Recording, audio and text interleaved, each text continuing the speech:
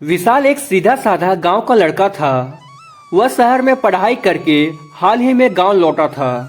गांव की हवा, मिट्टी और अपने खेत उसे बहुत प्यारे थे, लेकिन इस बार गांव में कुछ बदला बदला सा लग रहा था। लोग कम बोलते, रात को जल्दी दरवाजे बंद कर लेते और सभी कोई पुरानी हवेली की ओर जाने से डरते। एक दिन विशाल शाम के समय खेत से लौट रहा था, तभी बारिश शुरू हो गई।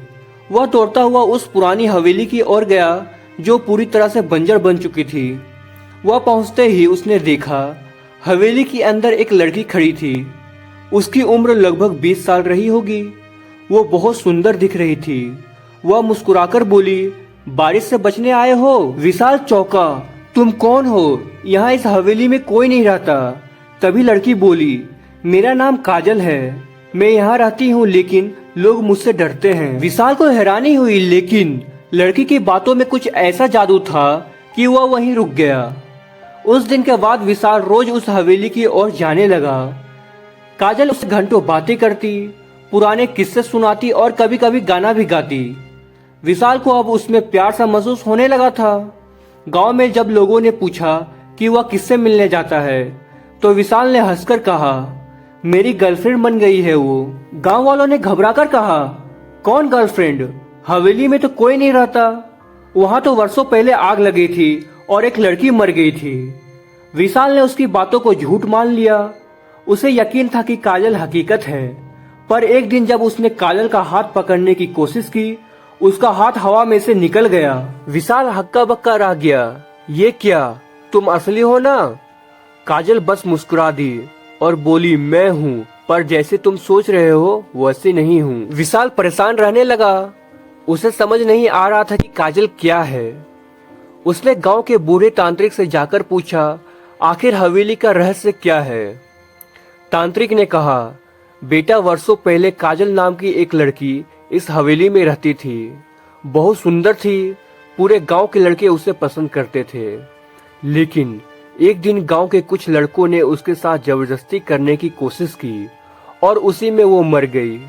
उस दिन से उसकी आत्मा इस हवेली में भटक रही है। यह बात सुनकर विशाल की रूह कांप गई और डरते डरते बोला, लेकिन वो तो मुझसे प्यार करती है। तांत्रिक बोले, वो आत्मा अब चैन नहीं चाहती। उसे अपना प्यार नहीं बल्कि बदला चाहिए। विशाल को अब डर लगने लगा था, लेकिन दिल अब भी काजल के लिए धड़कता था। उस रात विशाल सो नहीं सका। उसकी आंखों में काजल का चेहरा घूमता रहा, पर अब वह मुस्कुराता चेहरा डरावना लगने लगा था। आधी रात को अचानक खिड़की खुद ब खुद खुल गई और ठंडी हवा के साथ काजल की आवाज आई, विशाल बाहर आओ। विशाल जैसे किसी नशे में था। वह उठकर सीधे हवेली की तरफ चल पड़ा। रास्ता सुनसान था और कुत्ते चुप थे। हवेली के गेट पर पहुंचते ही हवेली का दरवाजा अपने आप खुल गया। अंदर तेज हवा चल रही थी, मगर कोई नजर नहीं आ रहा था। तभी एक झलक में विशाल ने देखा, काजल एक पुरानी पेंटिंग के पास खड़ी थी, जिसकी आंखों में खून बह रहा था। वो बोली, अब तुम मेरे हो चुके हो, इस दुनिया से भी और उस दुनिया से भी। विशाल ने डरते हुए पूछा, तुम मुझसे क्या चाहती हो? काजल बोली, प्यार, पर इससे पहले तुम्हें मेरी मौत का बदला लेने में मदद करनी होगी। अगले दिन जागा तो खुद को खेत के पास एक पेड़ के नीचे पड़ा पाया। याददाश्त अधूरी थी। उसे समझ नहीं आ रहा था कि उसके साथ रात को हुआ क्या था।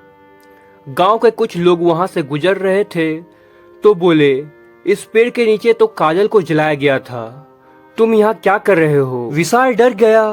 वह सीधा तांत्रिक के पास गया। तांत्रिक ने गंभीर होकर कहा, तू अब काजल के जाल में फंस चुका है। अगर उसे मुक्त कराना है तो उसकी अधूरी आत्मा को शांति दिलानी होगी। विशाल ने पूछा, कैसे?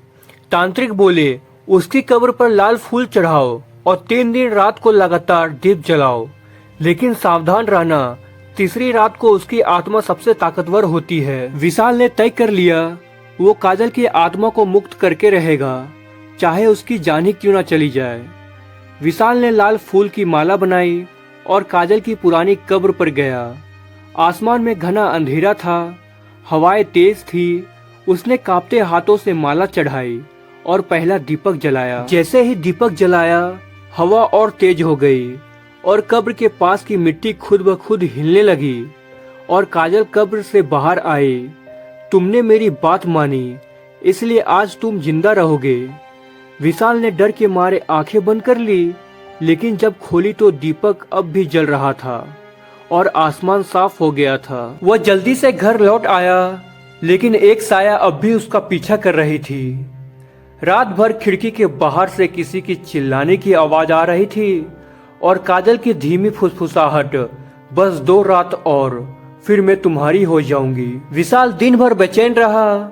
गांव के लोग उसकी हालत देखकर डरने लगे थे। कुछ ने कहा वो पगला गया है, कुछ बोले उस पर भूत का साया है, मगर विशाल जानता था वो काजल को अधूरी नहीं छोड़ सकता है। दूसरी रात वो कब्रिस्तान पहुंचा, माला चढ़ाई और दूसरे दीप जलाया। इस बार दीप जलते ही पूरा वातावरण बदल गया।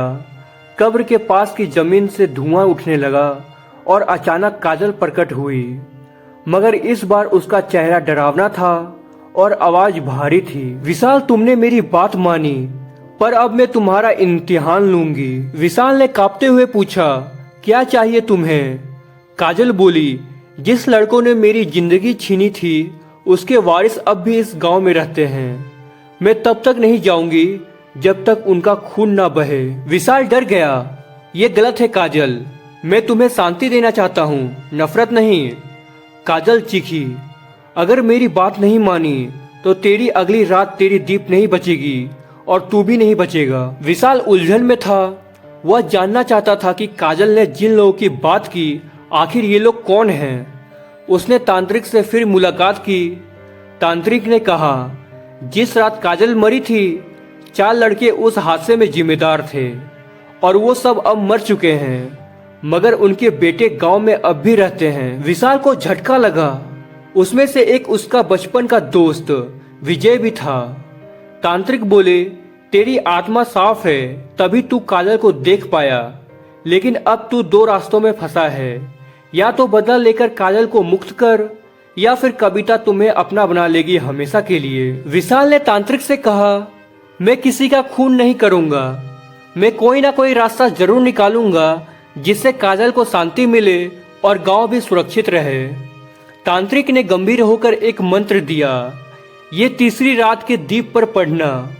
अगर काजल सच्चा प्रेम समझ गई तो वह मुक्त हो जाएगी, वरना वो तुम्हें कभी चैन से जीने नहीं देगी। विशाल ने हिम्मत जुटाई, माला तैयार की और कब्र पर जाकर अंतिम दीप जलाया। वातावरण में भयानक गड़गड़ाहट शुरू हो गई। आकाश काला पड़ गया और जमीन कांपने लगी।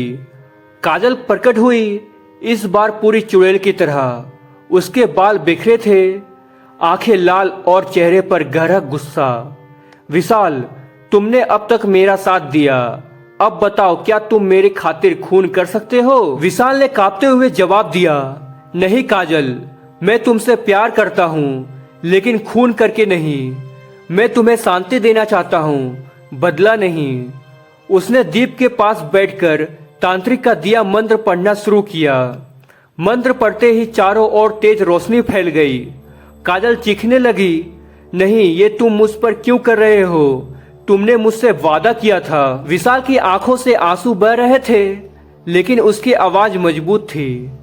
तुम्हें मुक्त करना ही सच्चा प्यार है काजल, मैं तुम्हें कैद नहीं देख सकता। रोशनी बढ़ती गई और काजल की चीखें धीरे धीरे शांत होती गई। तीसरी रात के बाद जब विशाल की आंखें खुली तो वह कब्र के पास बेसुध पड़ा था। चारों ओर अजीब शांति थी। दीपक बुझ चुका था, मगर एक लाल गुलाब जमीन में पड़ा था। विशाल धीरे धीरे घर लौटा। गांव के लोग अब उससे थोड़ा दूर रहने लगे थे। कहते थे विशाल अब पहले जैसा नहीं रहा। विशाल भी खुद में बदलाव महसूस करने लगा था। उसकी आंखों में नींद गायब थी। अक्सर उसे काजल की परछाई दिखती, कभी आईने में तो कभी तालाब के किनारे। उसने खुद से पूछा, क्या मैंने सच में काजल को मुक्त किया या बस एक सपना है? एक रात उसने सपना देखा। काजल मुस्कुरा रही थी। वह कह रही थी, विशाल, अब मैं आजाद हूँ, पर तुम अब मुझसे बन चुके हो। विशाल चौंक कर उठ गया। अब उसे लगने लगा था कि कहानी खत्म नहीं हुई, ये तो बस शुरुआत थी। कुछ हफ्ते बाद गांव में एक नई लड़की आई जिसका नाम था एकता। खूबसूरत, पढ़ी लिखी और विशाल की दूर की रिश्तेदार थी। वह विशाल के घर में रहने लगी। गांव में फिर से हलचल शुरू हो गई। एकता और राजू के बीच धीरे धीरे बातचीत बढ़ने लगी। विशाल ने सोचा कि शायद अब उसकी जिंदगी नॉर्मल हो सकती है, लेकिन जैसे ही एकता को काजल की हवेली के बारे में बताया, एकता का चेहरा सख्त हो गया। एक रात एकता ने कहा, विशाल, मुझे उस हवेली में कुछ अजीब सा महसूस होता है, जैसे कोई मुझे देख रहा हो और छू रहा हो। विशाल का दिल कांप गया। क्या काजल की आत्मा अब भी वही थी? उसी रात एकता की आंख खुली और सामने दीवार पर लिखा था, वो मेरी थी, है और रहेगी। विशाल को यकीन हो गया, काजल अभी भी यही है और अब उसका प्यार ईर्ष्या में बदल चुका है। एकता को अब रोज रात डरावने सपने आने लगे। विशाल परेशान हो गया। उसने तांत्रिक से मदद मांगी। तांत्रिक बोले, काजल अब आत्मा नहीं रही, वो अब प्रेत बन चुकी है। उसने तुमसे प्रेम किया पर तुमने उसे छोड़ दिया। अब वो किसी और को तुम्हारे पास नहीं देखना चाहती है। विशाल ने डरते हुए कहा, तो मैं क्या करूं? तांत्रिक बोले, या तो एकता को यहाँ से भेज दो या काजल को हमेशा के लिए खत्म कर दो। विशाल चुप था।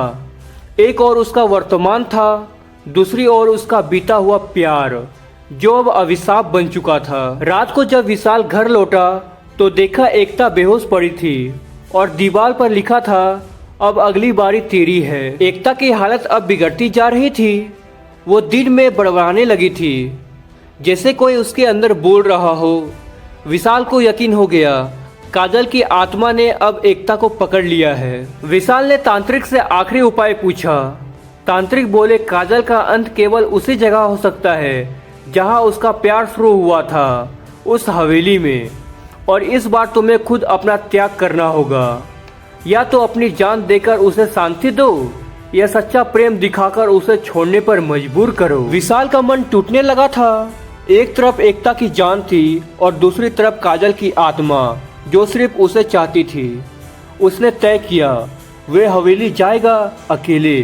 रात के अंधेरे में विशाल ने एकता को गांव के मंदिर में छोड़ा और खुद सीधे हवेली की ओर बढ़ा।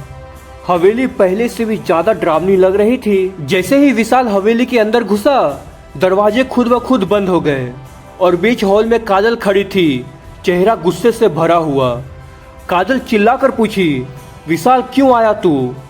विशाल ने कहा, काजल, मैं तुमसे प्यार करता था और अब भी करता हूँ, पर तू अब जो बन गई है वो प्यार नहीं, बस पागलपन है।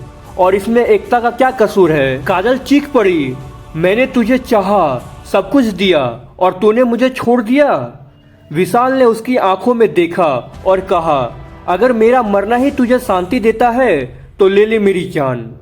विशाल आगे बढ़ा और आंखें बंद कर लिया। काजल यह बात सुनकर हिल गई और मन ही मन पछताने लगी। उसकी आंखों से आंसू बहने लगे। विशाल, तुम सच्चे थे, पर मैं अब और कुछ बन चुकी हूँ। धीरे धीरे उसकी आत्मा हल्की होने लगी। हवेली में उजाला फैल गया और काजल की परछाई मिटने लगी। सुबह जब गांव वालों ने हवेली के पास शांति देखी तो वह सब हैरान हो गए। विशाल बेहोश पड़ा था मगर जिंदा था। तांत्रिक ने कहा, उसने आत्मा से नहीं बल्कि प्रेम की परीक्षा से जीत हासिल की है। एकता की हालत भी धीरे धीरे सामान्य हो गई। उसे पिछले कुछ दिनों से कुछ भी याद नहीं था। विशाल ने जब उसे सब कुछ बताया तो एकता की आंखें भर आई। अब हवेली का दरवाजा हमेशा हमेशा के लिए बंद कर दिया गया और अब विशाल कभी उस हवेली की ओर नहीं गया। विशाल अब जान चुका था, कुछ प्यार अधूरे रहना ही ठीक है। कुछ आत्माएं सिर्फ इसलिए लौटती है ताकि उन्हें समझा जा सके, मुक्त किया जा सके और फिर अलविदा कर दिया जाए। काजल चली गई, लेकिन उसकी कहानी गांव की हवाओं में हमेशा जिंदा रही।